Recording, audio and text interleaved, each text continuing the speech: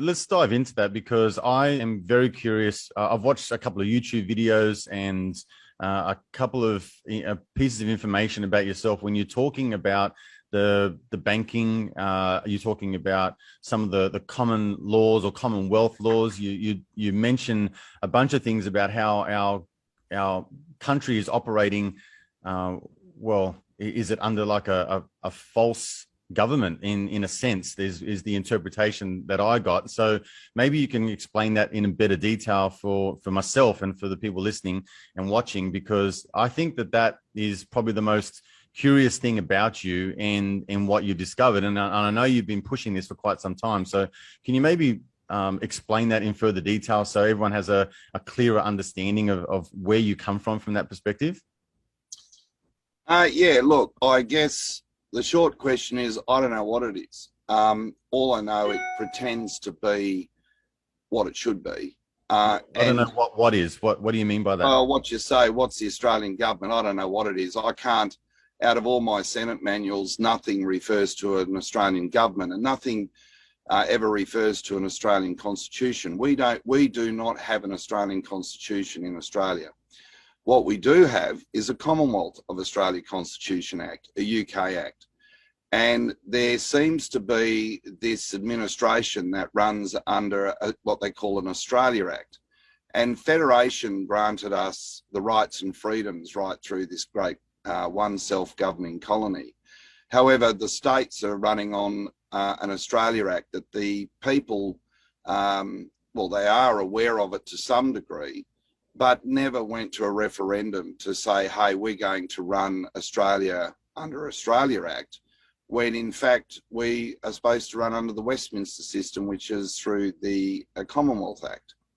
So how did I spot all this? Well, as I just said to you, I didn't go into Parliament because I wanted to be groomed for the majors. I went in there to get a platform to be able to get on the stage and you know, get a, you know, like to have a fair fight with the banks. And so I went in for that reason, and it was amazing really, because I picked up my Odgers, which I have here, and this is my Senate manual. And if I go to the first page, the very first page of the manual, which is my book, this is how I shall and must uphold my constitutional sworn duties as a federal senator. And in chapter 1, it says the Senate and its constitutional role, the Parliament of the Commonwealth of Australia. Well, hang on, they don't call it the Parliament of the Commonwealth of Australia, they call it the Australian government. So that's where I thought, hang on, what jurisdiction is Australia in? You know, and I'm just a farmer, but you know, are we using superphosphate, or are we using Kellogg's cornflakes to put the to feed the crop when I'm sowing because we have to have superphosphate? Or, you know, is my stud a merino stud? Or if I go to a ram sale, am I buying a pedigree merino, or am I buying a Wassy South African sheep? Mm-hmm. They both eat grass and drop their bloody puddings. I mean, what are we? So that's where the first alarm bell went off. And then I had to, Pauline Hanson gave me the doing the Royal Commission. I had the portfolio to the Royal Commission, and I really studied into the Royal Commission Act of 1902. And it says, and I went through the Acts Interpretation Act, and it said all the prerogative authority must come per clause 2 of the Commonwealth Constitution of Australia, known the Queen of the United Kingdom. However, they were purporting to hold powers under this Queen of Australia, which is nothing more than a bush chook or, you know, a McDonald's hamburger. No offence to a McDonald's, I haven't ever tried one, but so I'm sort of grasping with this. And then I went to Malcolm Turnbull and I wrote the terms of reference to the Royal Commission, and I passed it successfully in the House on the 1st of December 2016. But prior to doing that, I I threw a curveball at former Senator George Brandis, the Attorney General at the time, on the 10th of September, and I said, "Hey George, this is in the Senate." I said, "How may the High Court? How does the High Court issue its writs? Which is not in the name of the Queen?" And honestly, I thought the Senate had vacated, and all I could hear is this swearing and going on. But I certainly hit the nail fair on the head. So why wasn't the High Court issuing its writs in the name of the Queen? Because that's the concept that we have in our law. And if you don't have the Crown, and you come down because the Crown's afforded to us and whatever, how may you create the Parliament? How do you go to an election? What's happened to the Great Seal of the Commonwealth? Well, that's disappeared. So what is Australia? I don't know. It's my constitutional duties is to be a watchdog and go in there and make law and make sure that the states are fully compliant to our Commonwealth Constitution. When clearly they're not. And when you look at these other acts that they claim to be running on, how may there be a state parliament when they have removed the Crown? So it's a bit like an iPhone. If you take the battery out of the iPhone, or if you take the motor out of the Ferrari or the Lamborghini or the Formula One racing car, what do you got? Nothing. There's no power. And Australia is, our politicians are basically pushing the vehicle around, they're a bit like I always say, the best way to describe it, they look like a sleek-looking racing boat, but they've got no prop, and they basically just move in and out with the tide, and Australians sit back and pop another cap off their stubby and look at the footy scores. And it's gone way past that now. We have been taken as fair dinkum fools. Now, I don't make that claim. I'm not here to fight with anyone. I'm here because I gave a sworn constitutional contract that was through my oath that I have to take to hold an office as a senator for West Australia. And I took that with pride, and I spotted it, and then the whole system just attacked me, and it's still attacking me today. I've got to go to 5 court hearings. I don't even know, this is to do with saving another farmer's farm, but it just, where does it stop? But unfortunately, we have to stand firm, know who we are. This is our country. It's supposed to be our parliament. It's supposed to be our asset. There should be no Australian doing it hard in this great country with the extractable industries that we have. So that was the first alarm bell. And then I did another test, and it was the clerk of the Senate, and they came up and they said to me, "Will you be taking the oath or affirmation, Senator Culleton?" I said, "I'll be taking the oath, thanks." So they came up and I said, "Look, that's not the oath. The oath says in my manual, it says that every senator," I just love this book. It's just the best thing. Well, I mean, it says, "The Constitution, Section 42, requires senators to make and subscribe." So not just make it, they've got to subscribe it too. Before the Governor-General, some Perth and authorised by the Governor-General, an oath or an affirmations of allegiance in the form set out in the Constitution. Well, that's not as the form set out in the Australian Constitution. There's only one Constitution, and that's the Commonwealth Constitution Act of 1900 UK. And here we got all these guys going and taking contracts to Her Majesty Queen of Australia. It's like, will you go and sign your name as Austral Denning on a contract, or do you sign your name as Rodney Culleton? Which is the void, or which is the voidable contract? And that's all I've done. So Malcolm Turnbull, a lot of them that I approached now, as you know, all have gone. I triggered off Section 44. I think all up we got 17. I could have cleaned the whole house out. But it's certain, even the media said that I'd completely disrupted the parliament. But more importantly, I had law professors come to me and they go, wow, that was unprecedented to spot something like that. But as always, they just put their, everyone sort of hopes it all goes away in a 72-hour media cycle and everyone forgets about it. And the Australians have forgotten about it, but I haven't forgotten about it because I'm sworn to it. And, if I don't go in and uphold the laws, and I know in my own mind that, the law is telling me that there is no law currently in Australia. I mean, that's just not something that I would make up. I've done a lot of work on this and so has my team. And look, Malcolm Turnbull was another one. I went into Malcolm Turnbull. I said, Malcolm, you are the Prime Minister of Australia. Is that correct? And he said, yes. And I said, that's of the Australian government, is it, Malcolm? He said, yes. And I said, so isn't it the case that the Prime Minister holds the executive power to call a Royal Commission? He said, absolutely. And I said, well, how may you hold that executive power under the Royal Commission Act when it says you must be the Prime Minister of the Commonwealth of Australia and not the Prime Minister of the Australian government? And boy, did that shock. But that's why they came out and said, we're not having a Royal Commission, will go on for years. I'm over it. I'm over these clowns. I'm sorry. They are not worthy to be paid 1 cent. They do nothing.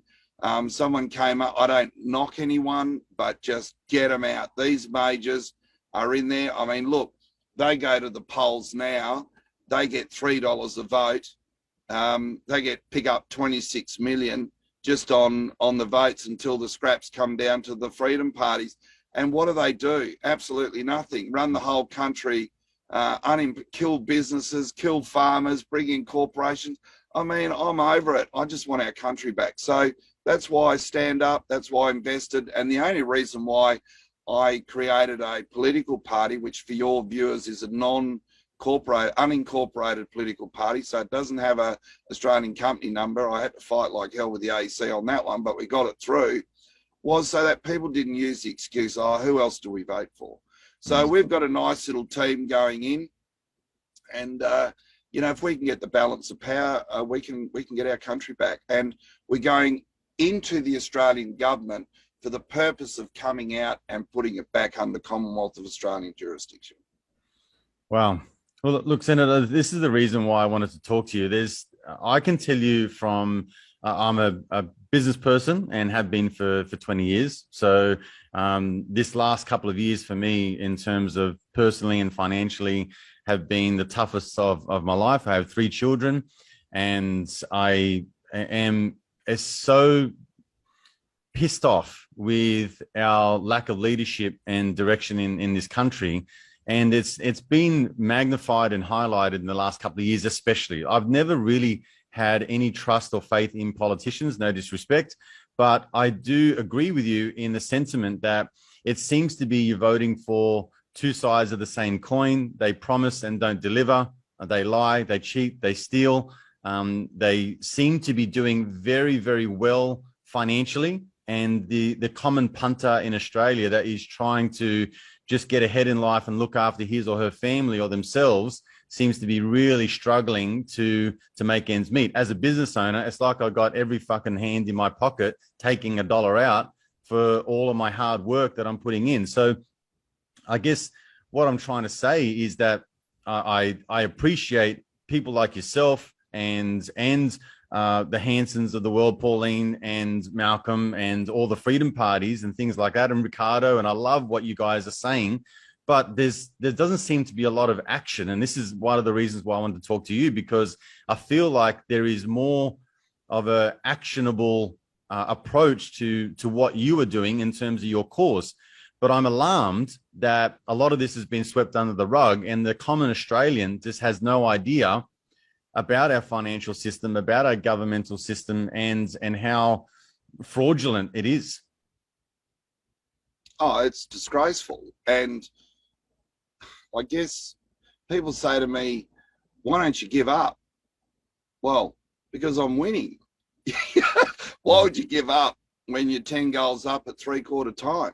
Well, let's talk to that. What are you, apart from what you've mentioned so far, because a lot of this just not make it doesn't make mainstream media, and this is why I am doing what I'm doing to get this information out there to the common layperson who just is looking at a Liberal or Labor vote, or begging their oppressor to go easy on them and make life a little easier, and all they're getting is scraps and empty promises again. So it just seems to be like, if we don't do something about our Australian political system and our banking system, we are heading for a very bleak future. And like I said, my family is at stake here. So can you maybe talk to some of the headway that you're making with respect to saving farms and the banking system, and what you're doing from your political perspective?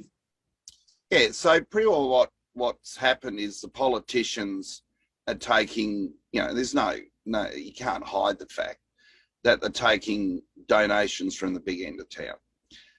They bought in private banking, and they've relaxed the laws so banks can just come in and financially harvest good, hard-working Australians. Today, with the evidence that I achieved while I was in Parliament, and that was the beautiful thing about it, you can go to any law library, but nothing's like the information on hand in Parliament. It goes back for years, and in order to do the right thing and give true representation to my constituents in Western Australia, and I because that was the jurisdiction that I had to work in. I was an elected senator for Western Australia, but I wasn't a duly elected senator because the writ didn't contain the Great Seal of the Commonwealth. That had been defaced, and it seems to come out with this Great Seal of Australia. I don't know where that all switched, but anyway, well, I do know where it switched. It switched in 1973, and Whitlam basically removed the words Commonwealth, because Commonwealth is the wealth of the commoner. We don't have any royal blood. We're all commoners here, and I don't mean that by any offence, but we all came out here. We're migrants. Yeah, with migrants, we're all migrants, and we have to understand the tribal people here. We must pay respect to that, and equally they must pay respect to us, because look, we're here. There's a lot of infrastructure, and I know there's, and Great Australian Party, my party's been the first party to actually do a bona fide, a true reconciliation with the tribal people through a memorandum of understanding, an MOU, which is really good. And one of our policy is, look, they've got to govern themselves, so to speak, with assistance, obviously, but no interference. And they need to find their sovereignty, and so do we. We've lost our sovereignty because we're not under the Commonwealth anymore. We're under this fiction or whatever, corporation, whatever. It's all about corporations now, which is a dead. It's a person at law, but it's not flesh and blood. Okay, so everyone, first thing when you go to start up a business, the first thing the accountant wants you to do is go to the Corporations Act and register yourself as a person that's under a corporate person. So incorporated soul, I suppose, is the best way. So so what we have to do is find out who we are, and Australia at the moment has lost its sovereignty. And how have I been winning? Well, I've been applying the law, holding them to account, making no statements, because once you make the statement, you've got to prove. So I've always said, how may these pretending premiers put a prohibition at an internal border when Federation granted us one self-governing colony, and the boundaries and the borders disappeared. Our borders became 12 mile out to sea. So how do we have these internal borders, and how does the state of Western Australia claim to be the state of Western Australia? Because they only became states at Federation under the Constitution Act. Before them, they were colonies. So we've got these pretending premiers who believe they have the power pursuant to the law of the Commonwealth, and the law says they do not. And we have 12 senators selected out of every state, 2 senators selected out of every territory. And that is their role. That is why the West Australian, Northern Territory, Victorians, whoever, that's why they send these senators to federal parliament, because all laws are subject to the Constitution. Commonwealth law prevails, and they all send them to Canberra at great expense to make sure that these states are compliant to Section 106 to 109, or compliant to the Constitution. And they do nothing. I was told to shut up. I'd go, oh no, that wouldn't be good for the interest of the public. It wouldn't be good. People are hurting out there, and you're putting all these restrictions on them. So they said to us, Mark McGowan got on and said, you will not come into Western Australia unless you can declare that you've had 2 vaccinations, including 1 booster. It's a hard border. You will not be permitted. Well, we got 155 through. Wow. And maybe and that was just talking to the WA police. How may you approach me on Commonwealth jurisdiction? And then all of a sudden, the police commissioner, 7:10 a.m. the next morning, puts out a new, revokes all the powers of the WA police because they've been caught out. What are these people? It's all they're out of control. Yeah. So were we at risk coming back into West Australia? No. Was anyone carrying an infectious disease? No. Were they diagnosed with labouring under an infectious disease at the political limitation? No. Well, then it's commerce and trade. You could come in and out. We're just going over the western side of Australia. We're not coming into the state, interstate. We're travelling through Australia. We're not going in. We're travelling through. And the coppers just said, at one side, the Sarge said to me, Rod, there's a track there. I'm getting a lot of calls from higher up. We don't want to make this a political bomb. Get on that track and go, and don't look back. And I said, I ain't going without my other people, because there was a lot of people really distressed, couldn't get home, out of money. Wow. And yet McGowan sits there and he's a pretending premier. I'm over it, mate. I just want our country back. And if it means I've got to go down to the court down here with a couple of bee stings, big deal. Because you know what? They're not even in jurisdiction. And the magistrates know it. All these so-called alleged farm repossession, the sheriff's powers don't extend 50 mile out of the CBD. So they're all doing it without power. But, we know that. Well, we're now engaging this person. Well, where does he get the prerogative power to hold? Well, yeah, that's a problem, but that's not our problem. No, you can't run it like this. We're a bunch of cowboys. I thought the Americans had the cowboys, but I tell you what, Australia, we are cowboys, but we got to wake up, because the Indians are circling the wagon, and we are losing. Look, we've pretty much lost this country now. This is such a very important election. If people go back and, get smashed again by the majors, lose your sovereignty, or, pretty much it'll be gone, and not vote for freedom parties. Come on, these guys have done nothing. Don't ever underestimate a person in a freedom party, because that's what we need. Just fair dinkum Aussies with their heart on the sleeve that show compassion, apply the law. It's not hard to run. I'd be the Prime Minister tomorrow. That's nothing hard. I've got the book to run it. It's easy.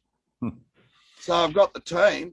So people just got to say, give someone else a go, and we'll stay true. All our candidates have agreed under contract to sign up to the Commonwealth of Australia for true representation in a parliament. That's why I said to the guys doing the freedom, where's your remedy? I know you want to make it apolitical. You get all these people here, which is fantastic. I spoke in front of 500,000. But GAP offers remedy. How does it offer remedy? Because it knows the Commonwealth law. and it spotted the problem. And that's what Brandis said. Senator Culleton, you spotted the problem. No one else ever did. But, so, Senator, I guess, look, I know you've got a busy morning, and so you've got a busy day ahead of you, and you're on the road at the moment. You were talking off air, and you've got a lot in front of you. However, I would like to know what changes need to be made and can be made if the Australian public does start to push their vote towards the freedom parties like the Gap. Because at the moment, it does seem like there is a lot of talk, and this is what I was speaking to before, there's a lot of talk and no action. It does seem to be that these two major parties do have the lion's share of the influence and the decision-making process in Australian government. I mean, this needs to be turned on its head, but I understand that it's not going to happen this election. So what do you think, in an ideal world, if anything was possible, what do you think would be the outcome going forward should the Australian public start to swing their vote, I guess, in the direction of the freedom parties so there can be some influence? What can you do and parties like you do? Come back under the laws of the Commonwealth. and straight away, when you come back under the laws of the Commonwealth, no person will pay income tax. Income tax under the Constitution was a tax to basically come in. It was voluntary after the wars. There is no requirement for, so straight away, every person would be 33 1/3% or 33% better off. Or if they're two people, a husband and wife working, they'd be 66% better off. Now that would make a huge difference to the income coming into that family. Now that's, people say, oh yes, but you got to pay income tax. Well, the law says you don't. It's just that you keep consenting and don't questioning it, and these guys keep feeding off you. So if you turned around and said, well, if you read the Constitution correctly, you don't have to pay income tax. So they say, well, where does all this money come from? Well, consolidated revenue. Any foreign corporation that wants to come in, like a South African mining company or a Chinese mining company, well, hello, you're selling, your raw material. Our blokes basically give it away because the big donations come back to the end of town. I mean, you only got to look at Andrew Robb, who was with the Liberal Party. I mean, have a look at all the articles of these guys making big bucks. I mean, they go into for one term and they come out with a $12 million house and about 80 million in the bank. I mean, I'm not quite sure how that works because I went in for 1 year. I think my salary was 199 grand a year. I certainly couldn't afford to jump into Jutland Parade in Western Australia and live next to where Bondi used to live, or the Kerry Stakes. I mean, it's not that good. But look at Mark McGowan. He's going real well. Where's all that money come from? But the Australian people sit back and go, well, what are we going to do about it? Well, what are you going to do about it comes through your vote, because the Australian people hold the power.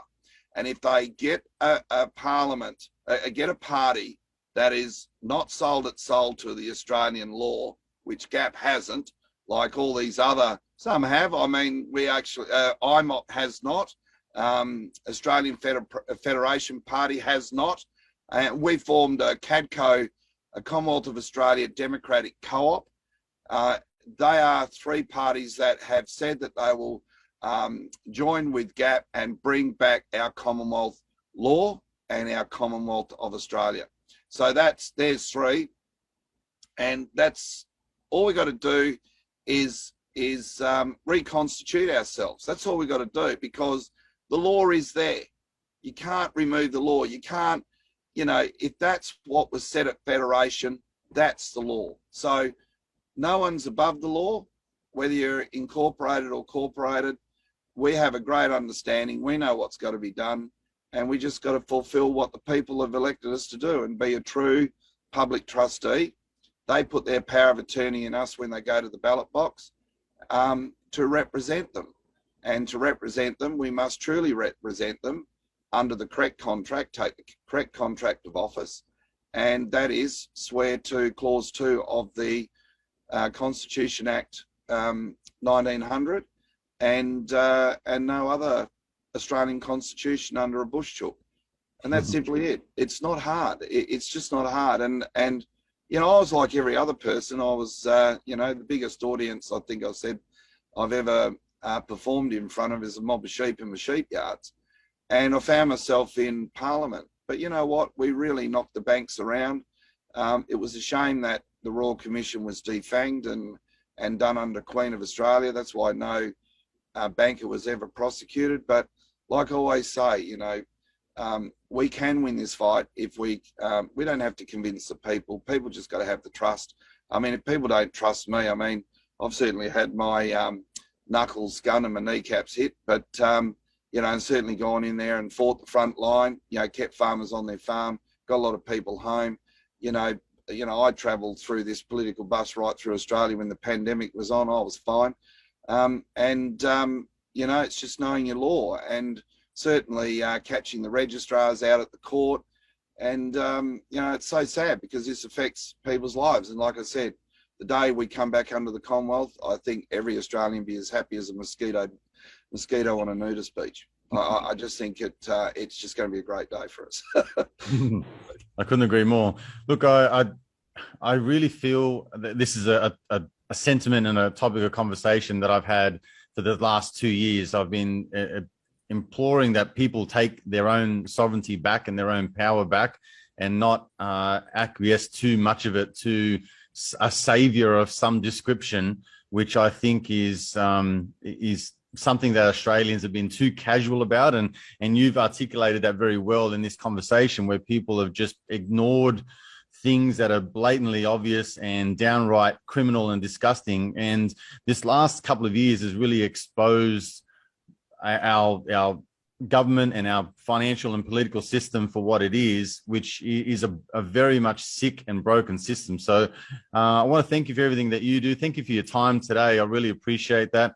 I'd love for people to reach out to yourself and sort of get more information about all of this, because I feel like we can at the moment take some really good actions and start to make our voices being heard, because we've been trampled on. Australians have been crushed the last couple of years, and everyone is suffering physically, financially, mentally, spiritually. Like there's just so much damage that has been caused upon us in the last couple of years. So yeah, I really want people to get behind parties like yourself, and also, again, just start to have a little intestinal fortitude, get a bit of balls back about them, and start to take control of their lives, because I feel like I agree with you that our Australia has been lost, and it will continue to fall if we don't do anything about it.